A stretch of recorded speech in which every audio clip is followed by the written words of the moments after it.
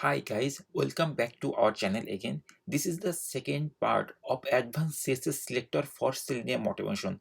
In the first part, we saw how we can use the CSS selector which we made our customized CSS selector by using this syntax: tag name, then attribute and value inside the square bracket under tag. In this video, we'll see how we can make it more short. Sometimes in the code or HTML code, you will find this ID attribute are there. In the HTML code, if there is any ID attribute is there, at that time we can customize this syntax more shorter. So for ID, we have to use hash and we can replace the whole thing in a smaller part. For example, this is a general syntax where we use the CSS selector. We put the tag name and inside the tag name we put attribute and equal value. By applying this shortcut technique, we can replace this whole expression more shorter. We are using hash for input and ID, and then we are putting the ID name. This is the ID name, and in this way you can easily identify that element, and this should be unique always. Okay, and there is another approach. If this hash my ID is not working, then you can do one thing. You can use the tag name, then this hash sign, and then my ID. So this is basically the first part of the element tag.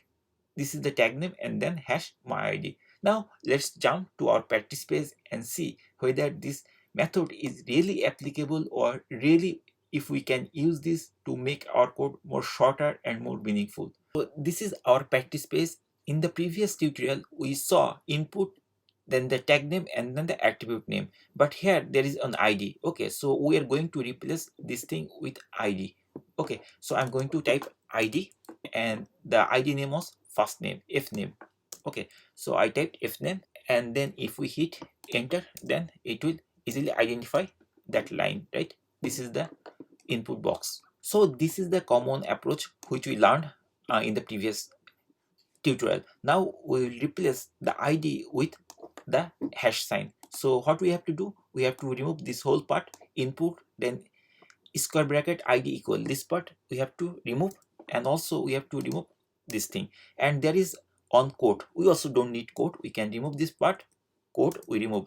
And finally we have to type the hash sign. Okay, and then once you write there, hit enter key or return key, then you will see your element is uniquely identified very easily. Okay, so this is one approach, and sometimes you will see that using this approach you are still getting more than one element. Right now it is one of one. At the time you will see, then here it is changing, like you will get like 2 or 3 elements. So what is the solution for that case? So for that case, what you have to do, you have to include this tag name. Okay, so here the tag name is input, so we can go to the top and we can type input, and it will uniquely identify the element easily. So in this way, using this shortcut, you can easily convert your general syntax to this shortcut. So that's all guys. So basically, if you have this type of syntax, I mean if you apply this syntax to uniquely identify any element, you can make it more shorter by using this hash sign, which is replaced the ID.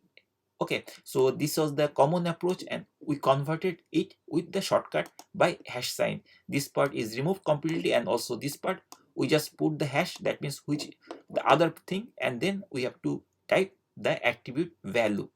And there is another shortcut. If you easily cannot identify by using this syntax, then at that time you can put the tag name also, tag name then hash then the value of that ID attribute.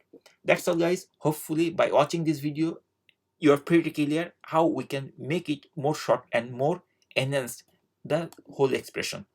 Hopefully you will enjoy it, and if you like this video, hit the like button and subscribe to our channel.